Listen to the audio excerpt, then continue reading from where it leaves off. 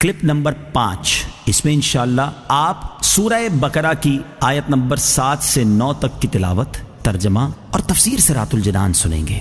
بسم اللہ الرحمن الرحیم۔ ترجمہ: اللہ کے نام سے شروع جو نہایت مہربان رحمت والا ہے۔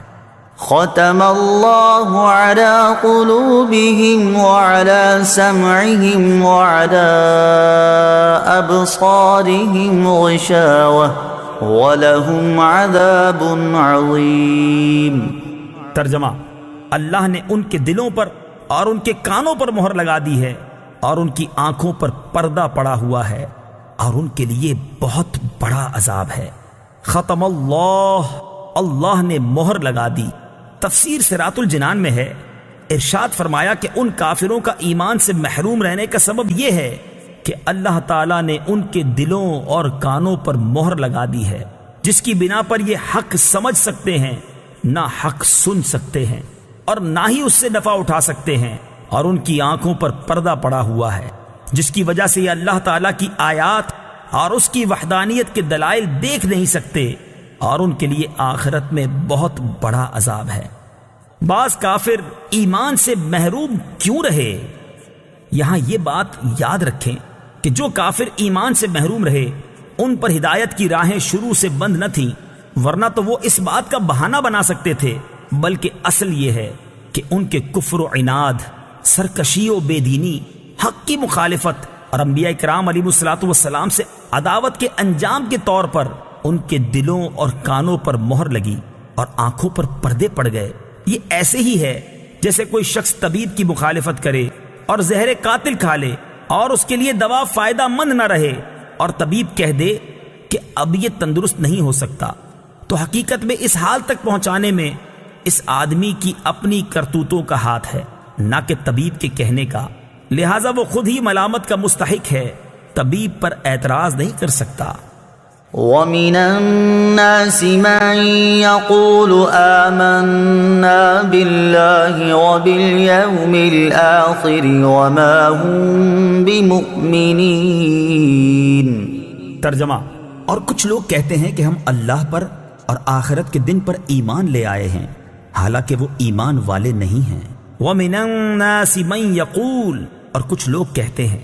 تفسیر صراط الجنان میں ہے، اس سے پہلی آیات میں مخلص ایمان والوں کا ذکر کیا گیا جن کا ظاہر و باطن درست اور سلامت تھا، پھر ان کافروں کا ذکر کیا گیا جو سرکشی اور عناد پر قائم تھے، اور اب یہاں سے لے کر آیت نمبر 20 تک منافقوں کا حال بیان کیا جا رہا ہے، جو کہ اندرون خانہ کافر تھے اور اپنے آپ کو مسلمان ظاہر کرتے تھے۔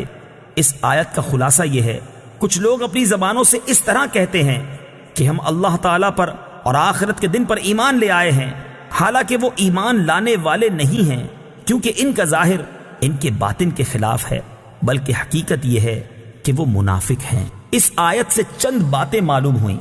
نمبر 1، جب تک دل میں تصدیق نہ ہو اس وقت تک ظاہری اعمال مومن ہونے کے لیے کافی نہیں۔ نمبر 2، جو لوگ ایمان کا دعویٰ کرتے ہیں اور کفر کا اعتقاد رکھتے ہیں سب منافقین ہیں۔ نمبر 3، یہ اسلام اور مسلمانوں کے لیے کھلے کافروں سے زیادہ نقصان دہ ہیں۔ وَمِنَ النَّاسِ، اور کچھ لوگ، تفسیر صراط الجنان میں ہے، منافقوں کو کچھ لوگ کہنے میں اس بات کی طرف اشارہ ہے کہ یہ گروہ بہتر صفات اور انسانی کمالات سے ایسا عاری ہے کہ اس کا ذکر کسی وصف و خوبی کے ساتھ نہیں کیا جاتا، بلکہ یوں کہا جاتا ہے کہ کچھ لوگ ہیں۔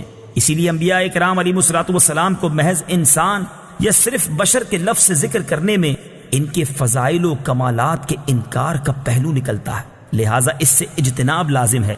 اگر آپ قرآن پاک مطالعہ کریں تو معلوم ہوگا کہ انبیاء کرام علیہ الصلوۃ والسلام کو صرف بشر کے لفظ سے ذکر کرنا کفار کا طریقہ ہے، جبکہ مسلمان انبیاء کرام علیہ الصلوۃ والسلام کا تذکرہ عظمت و شان سے کرتے ہیں۔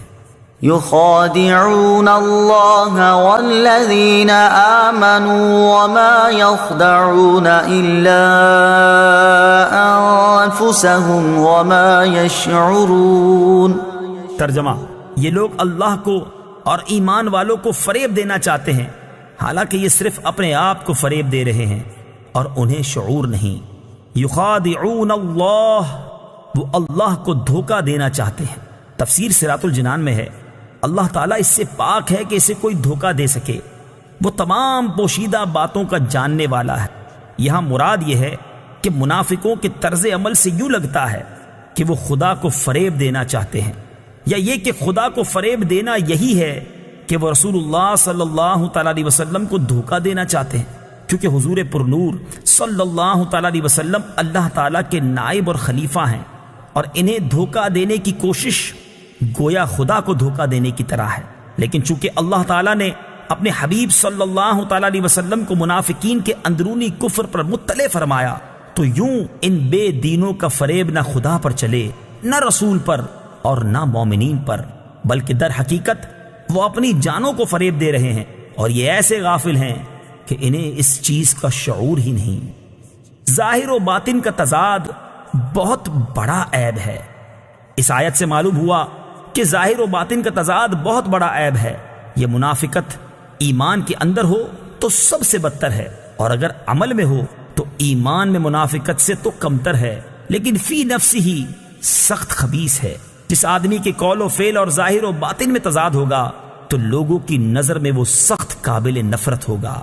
ایمان میں منافقت مخصوص لوگوں میں پائی جاتی ہے، جبکہ عملی منافقت ہر سطح کے لوگوں میں پائی جا سکتی ہے۔